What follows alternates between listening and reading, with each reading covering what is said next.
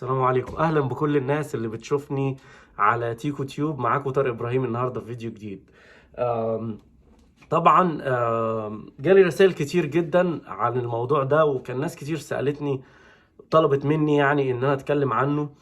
وشفته في اكتر من الجروبات اللي هي المخصصة لامريكا واللي تساعد المهاجرين والناس اللي بتفكر في الهجرة والناس اللي لسه ما قررتش تسافر وبتجهز نفسها.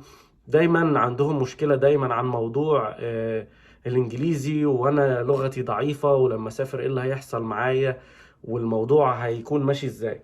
طبعا للأسف اغلبنا يعني للأسف يعني الدراسة الأكاديمية أو الدراسة العادية عندنا مثلا في مصر أو في الدول العربية للغة الإنجليزية مثلا كلغة تانية. آه، الموضوع يقتصر بس على اللي هو القراية والكتابة. وطبعا موضوع الاستماع أو الليسننج بيبقى مش قوي في المدرسة، لأن طبعا بالأكسنت بتاعت كل دولة، مثلا لو في مصر مثلا بالأكسنت المصري زي ما انتوا كنتوا بتشوفوا مثلا في الأفلام، الكلام ده كله. مع الاحترام لكل المدرسين، في مدرسين لغتهم الإنجليزية كويسة جدا. أنا واحد من الناس استفدت من المدرسين اللي أنا درست عندهم في الدروس مش في المدرسة يعني. آه، بس برضو لما جيت هنا كنت أعتبر ضعيف. فانا هتكلم في الفيديو ده عن التجربه خاصه بيا انا، ملهاش علاقه برؤيه او طريقه تعلم الانجليزي بتاعت اي حد تاني او اي حد نصح بيها قبل كده. انا بقول الطريقه العاديه بتاعتي بالنسبه لي او انا حسيت بايه.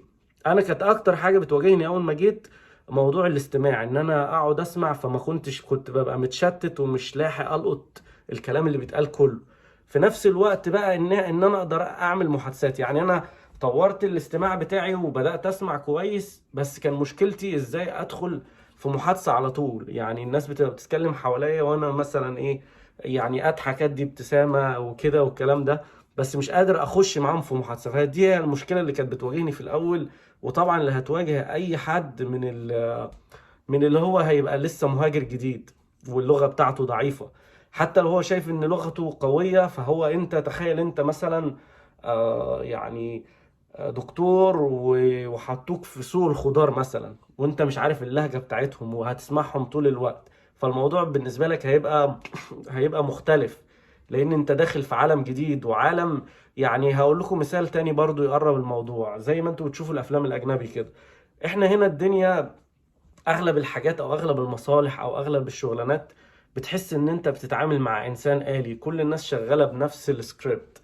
لما بتروح تشتغل في مكان بيدربوك على الطريقة بتاعتهم. يعني انت مثلا بتفهم في الكمبيوتر اوكي، بس هتيجي تشتغل على طريقتنا، احنا بنفتح الباب كده وبنقفله كده. ما ينفعش انت تيجي تفتحه كده وتقفله كده، لا لازم تمشي زيهم. فبتلاقي كله زي الانسان الآلي. لو بوليس بيوقفك زي ما تشوفه في الفيلم، حاطط ايده جنبه وجاي يكلمك ويسألك على الرخص، نفس الطريقة. خدمة العملاء بيردوا عليك نفس الرد، وهكذا. فانت بقى شوف، فانا استفدت من الموضوع ازاي بقى، بان الحياة عاملة زي الفيلم بالظبط. فانت تتفرج على افلام على قد ما تقدر، وتركز في اللي بيتقال، تحاول تفهمه. يعني سيبك من، انسى الترجمة، شيلوا الترجمة اللي تحت بتاعت اذهب الى الجحيم وعليك اللعنة والكلام ده كله، وشيلوها. وركز بس مع ودانك هنا وشوف بيتكلموا ازاي، وحاول تلقط، حاول تلقط بيتكلموا ازاي. وهكذا. دي هتقوي الاستماع عندك. وفي نفس الوقت لو انت حابب بقى تطور الكلام، ممكن توقف وتعيد الجملة اللي قالها وتحفظ الجمل كلها متشابهة: صباح الخير، مساء الخير، اهلا وسهلا، ازيك، اتفضل، شكرا، مع السلامة، الارقام.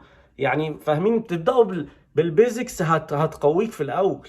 تبدا بالارقام، تبدا بالحروف، تبدا بايام الاسبوع، تبدا بالتحيات والسلامات، تسلم ازاي، بتشكر ازاي، تبدا تعرف العملات اسمها ايه، انواعها واشكالها، تقدر تعد. دي كلها هتساعدك في الاول ان انت تلاقي، على الاقل توقفك على رجلك وتلاقي شغلانه في الاول. الشغلانه ان انت هتستعمل كاش فيها، لان دي مشكله ناس كتير. في ناس بتشتغل في الجاز ستيشن مثلا وما يبقى يعني اخره عارف لحد 10. يجي واحد يقول له 20 ريجولر، يجي هو يقوم جاي عامل 50 مثلا. فساعات يعني احنا الواحد مثلا عشان ما يحصلش مع حد مشكله مثلا من المشغلين، بنيجي نروح للواحد نقول له مثلا 20، بحس ان هو يعني confused او مش فاهم بنقوم قايل له 20 20 وهكذا. فانت النطق لما بتسمع واحد بيتكلم قدامك ممكن تتلخبط، فانت محتاج البيزكس بتاعتك على الاقل للشغلانه اللي انت هتشتغلها. بس طبعا انا مش عاوز الناس تتعلم البيزكس بس، انا عاوز الناس تتعلم كل حاجه، لان دي الحاجه الجديده بتاعتك، فهتحتاج ان انت تفهم، لان انت مش جاي تشتغل يومين وراجع، لا ده انت حياتك كلها هتتنقل هنا. فبدل ما انت تبقى ماشي تايه كده، الافضل ان انت تبقى فاهم اللي بيحصل حواليك. فده اللي حصل معايا. انا بالنسبه لي كنت بقعد اتفرج على افلام كتير، بسمع اغاني كتير، بحفظ الاغاني، بدات اقلد الاغاني، فبقلد الكلام بتاعهم، بقلد طريقه النطق، بدا لساني يجري معايا. غير بقى ان انا استفدت من الشغلانات، لان هو موضوع الانجليزي انا في رؤيتي انا او في نظري الخاص ممارسه. فبدات بقى ان الشغلانه دي الناس بتكلم معاهم اكتر، اشتغلت شويه في الترجمه بتاع سنه، ده طبعا طور اللغه معايا على الاخر، وطورني في الشغل اللي بعديه. وحاجه اخيره عاوز اقولها لكم قبل ما انهي الفيديو، بصراحه يعني، لان هنا انت بتشتغل مثلا 40 ساعه 40 ساعه، فعلا بتتعلم كل حاجه في الشغلانه، لدرجه ان انت بتبقى واقف كده، يعني تلاقي مثلا الكاشير واقف بيعمل كده اهو، اللي هو ممكن يبقى نايم وشغال، فبيعلموك كل حاجه.